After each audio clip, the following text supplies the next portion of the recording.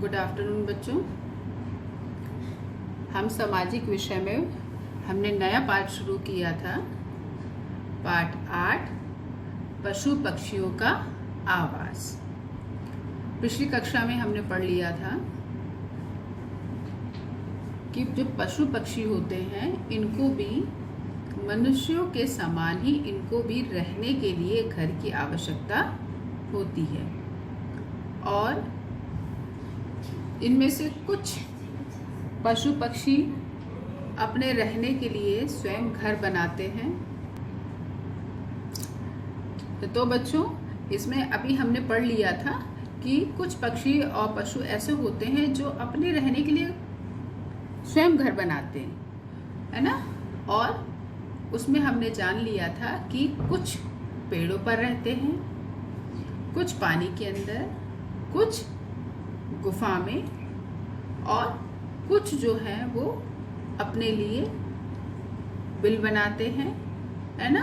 और कुछ होते हैं जो जीव होते हैं वो समूहों में रहते हैं, अकेले नहीं रहते और समूहों में रहते हैं। ठीक है, तो अब आज हम पढ़ेंगे बच्चों कि कौन कहाँ रहता है। ठीक है, तो अब इसमें देखिए पशु पक्षियों का उनके आवास के चित्रों से मिलान करें। अब बच्चों यहाँ पर देखो कि आपको कुछ चित्र दिए गए हैं। इधर पे ये जानवरों के चित्र हैं और यहाँ पर इनके घर बने हुए हैं, जहाँ ये रहते हैं इनके घरों के चित्र दिए गए हैं। अब इसमें क्या करना है, हमको मिलान करना है। ठीक है, तो चलो मिलान करते हैं। आप इस चित्र को देख के पहचान पा रहे हैं कि ये कौन सा जानवर है? आप बता सकते हैं। ये है बच्चों शेर। कौन सा जानवर है ये? शेर। और शेर कहाँ रहता है? अभी आपको पिछली कक्षा में ही बताया था, शेर कहाँ रहता है? गुफा में। बिल्कुल ठीक। अब देखिए गुफा कहाँ है ना। कहाँ है गुफा? ये है 4th नंबर पर जो चित्र बना है ये है गुफा। जो शेर रहता है वो कहाँ रहता है? गुफा में। अब इसके बाद ये देखो दूसरा चित्र, ये कौन सा देख रहे हैं आप? ये है खरगोश। कौन सा चित्र है ये बच्चों? खरगोश। और खरगोश कहाँ रहता है? आपको बताया था कहाँ रहता है ये? बिल में, है ना। ये बिल में रहता है और ये खुद से अपना घर बनाता है। ठीक है, तो अब आइए इधर आते हैं और इन चित्रों में से पहचानने की कोशिश करते हैं कि बिल कहाँ है। तो बच्चों ये खरगोश है और खरगोश कहाँ रहता है? बिल में, है ना।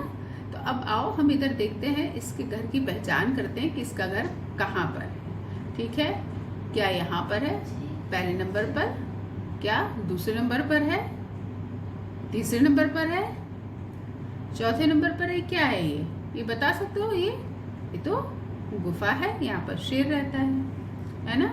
और ये इससे ऊपर क्या है? ये तो घोंसला है और ये पेड़ है और ये यहाँ पर आप ध्यान से देखो क्या है? ये छत्ता। तो खरगोश जो है ना तो छत्ते में रहता है, ना पेड़ पर रहता है, ना वो घोंसला बनाता है और ना ही वो गुफा में रहता है। तो कहाँ रहता है वो? ये बिल में। आप देख रहे हो इस चित्र को कि देखो ये भूमि के अंदर खोद करके ये देखो ये बिल बनाया गया है ना। तो खरगोश जो होता है वो बच्चों बिल के अंदर रहता है। अब इसके बाद आते हैं हम इधर तीसरे चित्र पर। इसको आप ध्यान से देखो कि ये किसका चित्र है। आप देख रहे हो ये चित्र किसका है? ये बंदर। पहचानो क्या है? ये बंदर। और बंदर कहाँ रहता है? छत्ते में, पेड़ पर या घोंसले में, या गुफा में या बिल में? कहाँ रहता है? तो बच्चों जो बंदर होता है वो ना छत्ते में रहता है, ना घोंसले में, ना गुफा में और ना ही बिल में। वो कहाँ रहता है? पेड़ पर। जो घने पेड़ होते हैं उनकी टहनियों पे, उनकी शाखाओं के ऊपर वो रहता है। इसके बाद है, अब यहाँ पर देखो आपको चौथा चित्र, ये है चिड़िया का। ठीक है, अब चिड़िया जो होती है वो कहाँ रहती है? हम सभी जानते हैं बहुत अच्छी तरीके से, आपको मैंने पढ़ा भी दिया था। जो चिड़िया होती है वो कहाँ रहती है? घोंसले में, है ना। ये देखो जो तीसरा चित्र है बच्चों, वो है घोंसले का। अब इसके बाद है, ये देखो, ये है मधुमक्खी। कौन सी है, कौन सा ये जीव है? ये है मधुमक्खी। और मधुमक्खी कहाँ रहती है?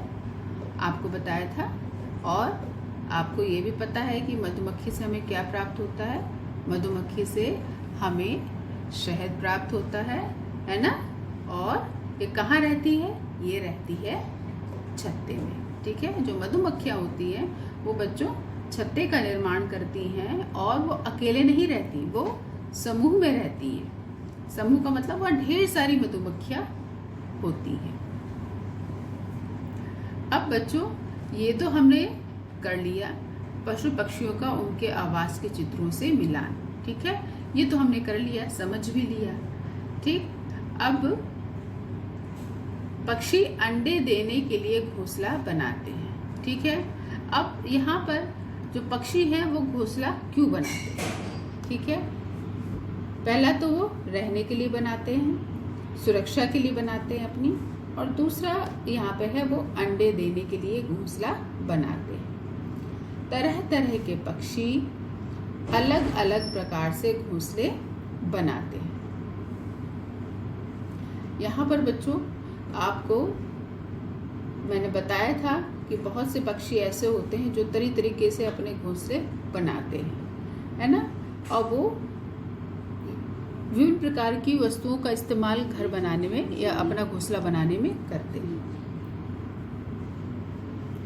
तो बच्चों जो पक्षी होते हैं वो घोंसला बनाने के लिए किन किन वस्तुओं का इस्तेमाल करते हैं? ठीक है, तो पक्षी घोंसला बनाने के लिए घास, पौधे की नाजुक टहनी, ऊन, बाल, रुई, पेड़ की छाल के टुकड़े, कपड़ों के टुकड़े, सूखे पत्ते आदि अलग अलग चीज़ों का इस्तेमाल करते हैं। अब बच्चों जो पक्षी होते हैं वो घोंसला बनाने के लिए, आपने यदि कभी किसी पक्षी का घोंसला देखा हो तो आपने देखा होगा कि वो उसमें घास भी होती है और पौधे की नाजुक टहनियाँ भी, नाजुक टहनी से मतलब पतली पतली जो डंडियाँ होती हैं वो भी होती हैं। और किसी किसी घोंसले में आपने देखा होगा उसमें कपड़ों के टुकड़े भी आपको मिल जाते हैं, है ना, और सूखे पत्ते भी मिल जाते हैं। तो बहुत से जो पक्षी होते हैं वो इन सारी वस्तुओं का इस्तेमाल अपने घोंसले को बनाने के लिए करते हैं।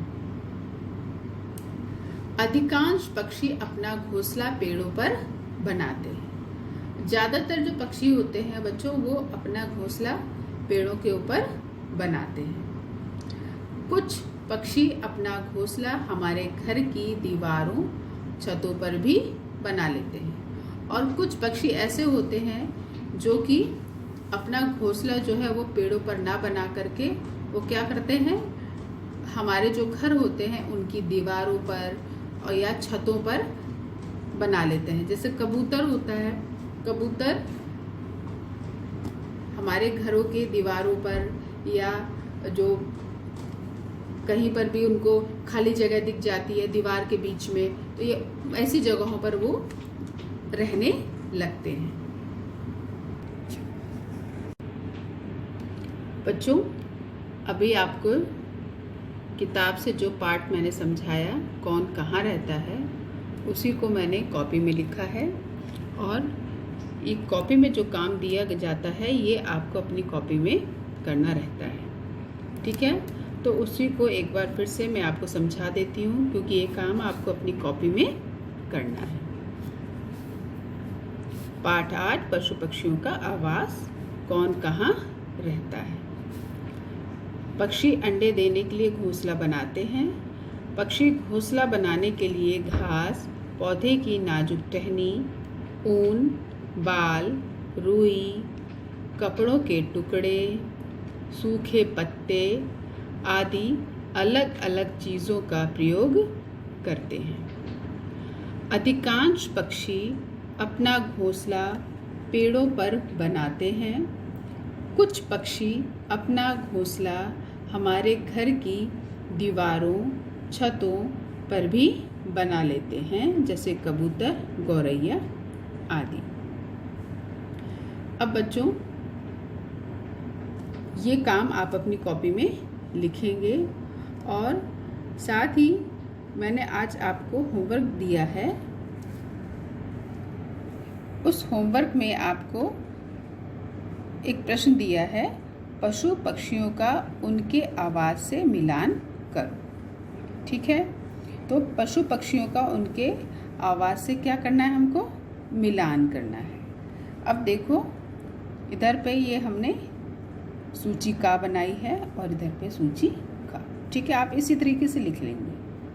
और यहाँ पर देखिए, पहला शेर, ठीक है,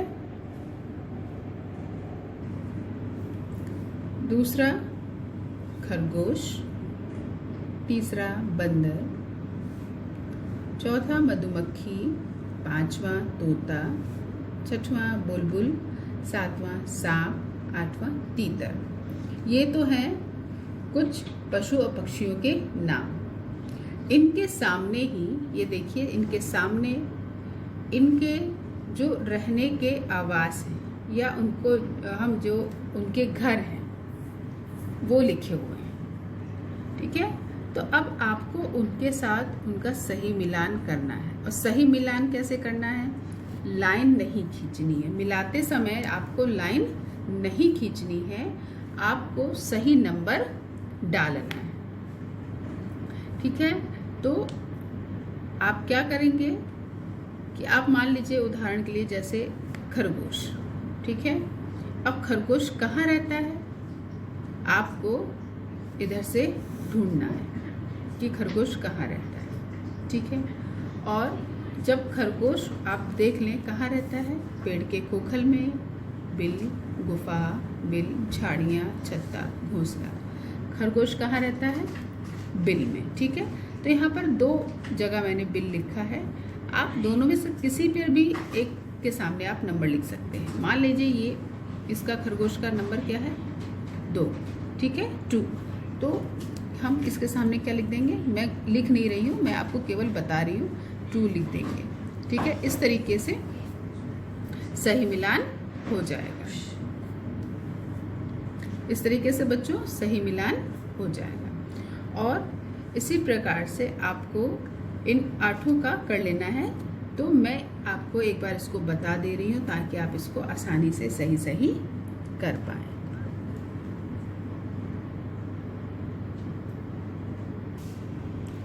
ठीक है बच्चों, तो एक बार मैं आपको इसको बता दे रही हूँ जिससे कि आप गलती ना करें और अपना ये होमवर्क आप सही ढंग से कर सकें। खरगोश का तो आपको बता दिए, खरगोश कहाँ रहता है? बिल में। चाहे आप इधर सही मिलान करें, चाहे आप यहाँ करें। बंदर, बंदर आपको मालूम है कहाँ रहता है? कहाँ रहता है? पेड़ पर रहता है। ठीक है, तो आपकी सूची में पेड़ पर भी दिया हुआ है, आप ढूंढकर सही मिलान कर लीजिएगा। मधुमक्खी कहाँ रहती है? मधुमक्खी का जो घर होता है वो होता है छत्ता। ठीक है, तो आप देखो यहाँ पर लिखा है, तो आप इसका सही नंबर इसके सामने लिखेंगे और सही मिलान आपका हो जाएगा। फिर तोता, तोता कहाँ रहता है? तोता जो होता है बच्चों, जो पेड़ होते हैं, पेड़ के खोखले भाग में रहता है और उस खोखले भाग को खोखल भी बोला जाता है। खोखल का मतलब ये होता है खोखला भाग। ठीक है, तो तोता कहाँ रहता है? पेड़ के खोखल में।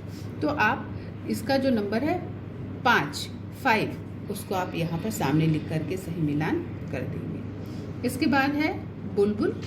ठीक है, तो बुलबुल घोंसला बनाती है चिड़िया, है ना? तो आप इसका सही मिलान क्या करेंगे? घोंसले के सामने। सांप कहाँ रहता है? बिल में। ठीक है, तो आप बिल बनाएंगे, बिल के सामने आप इसका सही नंबर डालेंगे। और आपको पता है कि सांप जो है वो खुद से बिल नहीं बनाता, वो खरगोश या चूहे के बिल में कब्जा करके रहने लगता है। और इसके बाद है 8वां तीतर। तीतर जो होता है वो एक प्रकार का पक्षी होता है, छोटा, आपने देखा होगा, और नहीं भी देखा है तो आप उसको नेट से कहीं से भी आप देख सकते हैं। और जो तीतर है वो झाड़ियों में रहता है, ठीक है। तो ये जो घनी झाड़ियाँ होती हैं या जंगलों में वहाँ पर रहता है। तो इस प्रकार से बच्चों आपको मैंने सारा बता दिया है। अब आप इसको सही तरीके से बिल्कुल होमवर्क को करिए, और पाठ का आज का जो काम दिया गया है इसको आप अपनी कॉपी में साफ साफ लिखने के बाद दिखाइए।